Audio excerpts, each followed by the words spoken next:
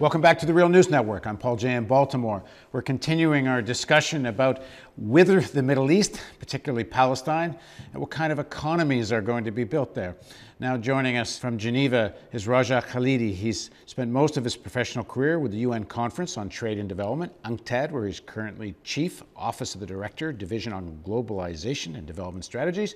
He speaks here on his own behalf. His opinions are not necessarily those of UNCTAD. Thanks for joining us again, Raja. Nice to be back. So let's pick up the conversation. The forces at play in Palestine are a reflection of the same kind of struggle going on throughout the Middle East, but it has its own specific form. Back in the day of Yasser Arafat, certainly in the early days, there was a kind of more socialistic vision, you could say, for Palestine. It was the idea that, you know, not simply building a capitalist in Palestine was the objective. It was independence plus a certain amount of social agenda. What's the nature of that struggle now? Well, it's a great issue because for me to say something about, because one of the first studies I did as an economist was back in 1980, 81, 82, when I participated in a UN study on Palestinian economic institutions in Lebanon. That's when the PLO, of course, was at its apex, and it had a whole infrastructure, in fact, economic, social, consumer cooperative society, production, factories, farms, employment, vast employment sort of network, trade union federations, etc. So, I think if anything, the PLO, the Palestinians were never closer to having a state with an active public sector than they were, unfortunately, in another country, in Lebanon in the early 1980s. Then that, in many ways, it's something that I think even Arafat after 94 was dreaming of, that he could have that sort of control of the economy when that he assumed administration of under the Oslo Accords in 1993. However, the PLO was quickly trapped into several things. Globalization, it was on the wave was definitely still building. The neoliberal policies that we've now come to question and call neoliberal policies in those days were, probably looked at very differently, had an extraordinary reach and influence among policymakers. The other thing is that the United Nations was involved in the reconstruction, etc., after 94 and assisting the Palestinian Authority to become a government or prepare to become a state. But the main drivers of the process, of course, were the IMF and the World Bank. And we know what sort of light touch regulation, private sector determined market based economy they advocated then, and less so perhaps now, but certainly then. And this was the part of the terms of the deal, to be quite simply.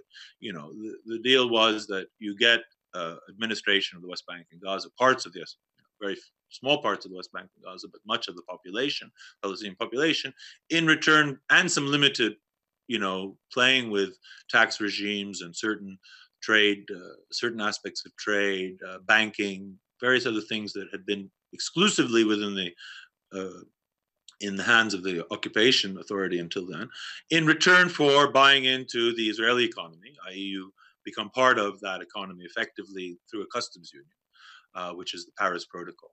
And you attach yourself to its fortunes as a people, as an occupied territory, supposedly in an interim period that was supposed to lead, of course, after 5 years of Oslo, we were supposed to have achieved Palestinian independence in 1999, 2000. That was the implicit, if not some explicit understandings, at least on the part of the PLO.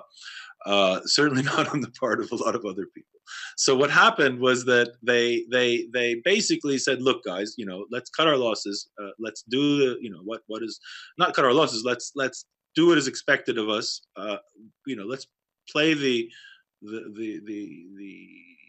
good soldier, and we don't know. We've never run a state before. Let's take the advice of these people and do what they say. And so that was the beginning of the process of liberalization, if you wish, But it was liberal to begin with. There hasn't, I mean, what we've had since then, especially under the most recent Palestinian government since 2005 under Prime Minister Fayyad, is a much more elaborate version, a much more drawn out and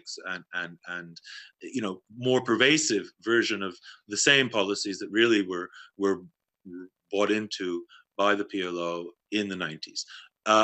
I would add, though, and I think this is important, is that this was, again, they were very conscious of the need to build a state and the need to build a strong public role in that state.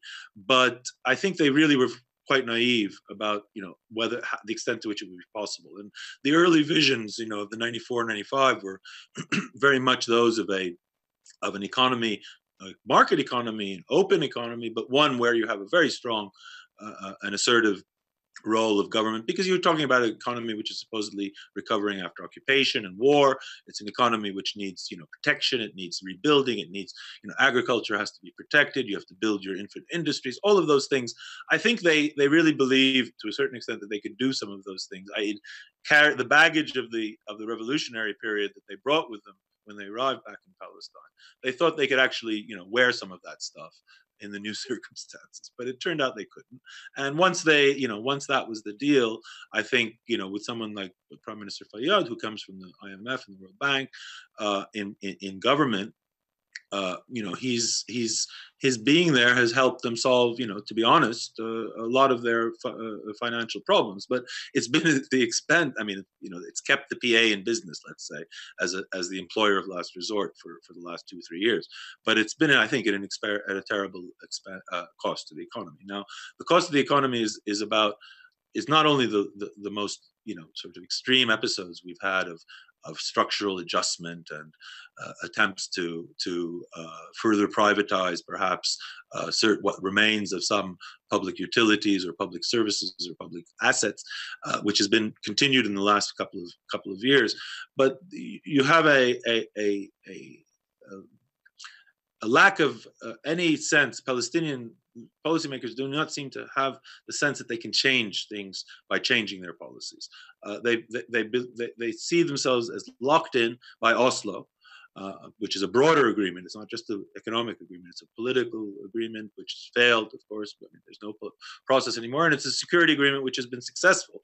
So the economic part of it is only one part of a broader sort of deal that if they're going to start changing it, even if they believe they should. And I think that, the protest of this last year in February against the income tax law, which were protests led both by middle income and lower income, but also the business sector, because of, I think, some of the provisions were ill-considered. And then further protests in much more widespread in September about the cost of living, about inflation, about the energy prices and fuel prices, all of which are to do with this relationship with the Israeli economy. The other thing in Palestine, which doesn't get talked about very much on the West Bank and also in Gaza, when I was in Ramallah, I was absolutely blown away by the number of gorgeous condos and big villas and many leading members of the PA living in these, and Fatah living in these great big houses. But also, there's a whole class of millionaires in Gaza and the West Bank. And they have quite entrenched interests, and I would assume some of them are actually doing okay under the status quo. Yeah, sure. There's been an extraordinary, the last few years have been an extraordinary opportunity for, what I would call, so to speak, the cowardly capital, in reference to the previous reference to courageous capital. I've used this term in some work I've done. A lot of hot money that came in, quick bucks, be it in the small startups, restaurants and retail, trade, and various services. But in real estate, you have some major investments made by big capitalist, Palestinian in particular, but with certain Arab partners. You have different forms of excessive consumption or capitalist aggrandizement. Let's say the excessive consumption comes because you have a 150,000 salaried PA employees whose salaries are used to deduct for bank loans, car loans, consumption loans, which has fueled the credit bubble, in particular in the West Bank in the last couple of years, private credit bubble. And then you have a class of entrepreneurs who I think one should not put down, because they've survived against all odds. They've built up, accumulated their capital gradually, and I think more or less fairly, if one can use that term, and have struggled to survive, and are good examples of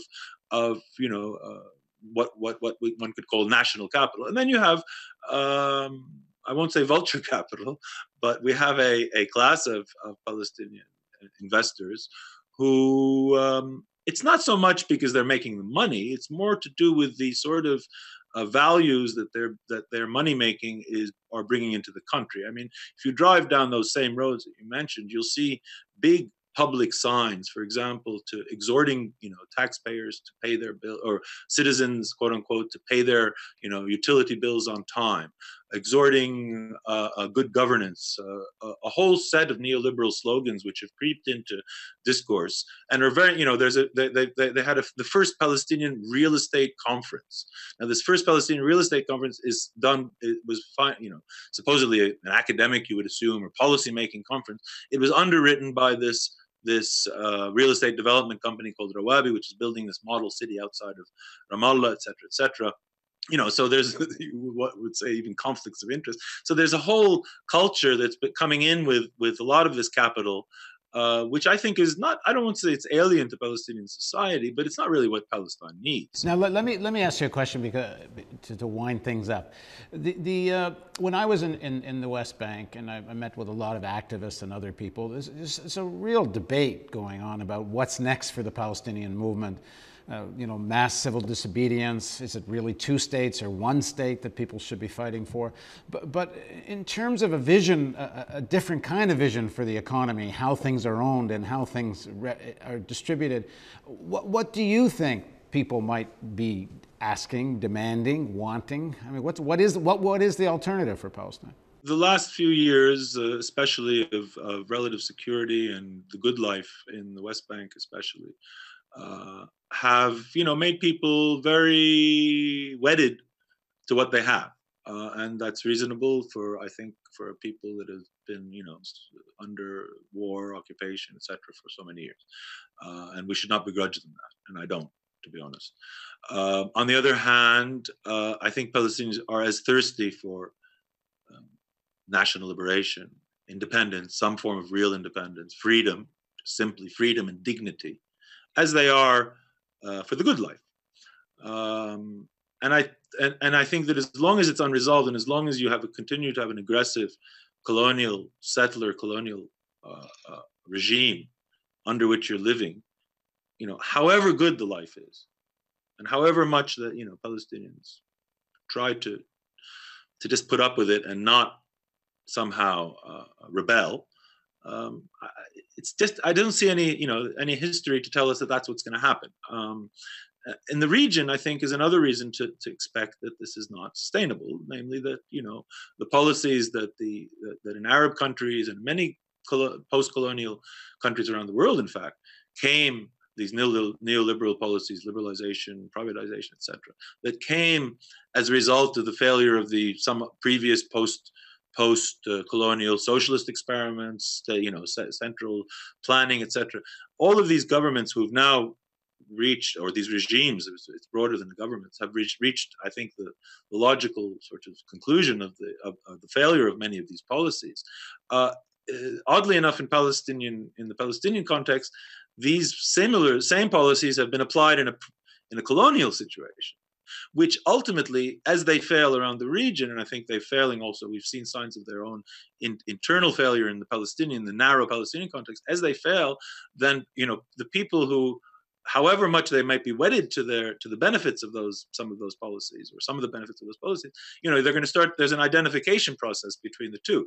So as people will again reconsider whether they're willing to live indefinitely under military occupation in the West Bank, under siege in Gaza, under segregation in Jerusalem, as they reconsider that over the coming years, coming months, I think they'll realize that, in rejecting those, that sort of a continued indignity and lack of freedom, that the policies that they've become accustomed to also should be reconsidered. And I think we saw that again in the demonstrations of September. We saw explicit public, and this was not just some left-wing active left-wing group. This was widely based popular demands for the abrogation of the Paris Protocol, the economic agreement, because people understood the link between their misery and a certain specific agreement and accord. And I think that shows an awareness of how and the Palestinians, if all of the Arab people, given the amount of political change they've witnessed over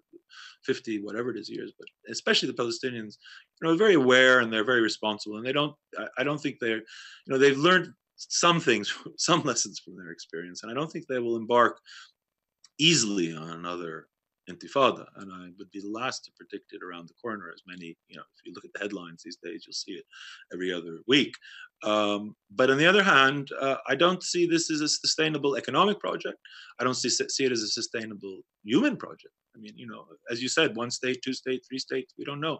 Ultimately, the UN's, has described this as a 1 state reality, regardless of whether the right solution or there's still a possibility for a 2 state solution, or whether inevitably the 1 state reality will impose a 1 state solution. I know we're going to get email about this. When you say good life, what are you talking about? You're talking about somewhat better economics conditions in the West Bank. You're not talking about good life in Gaza, right? No, I was talking specifically about the West Bank, mainly about its cities. And when I talked about the private credit a boom or bubble, it's very much in those areas. Gaza is a very different situation, certainly. Okay, thanks very much for joining us. This is just the first in a series of interviews we're going to do with Raja. So if you have questions or comments, please write in, and I think he'll come back and respond to them. Thanks for joining us again, Raja. Thank you very much, Paul. And thank you for joining us on the Real News Network.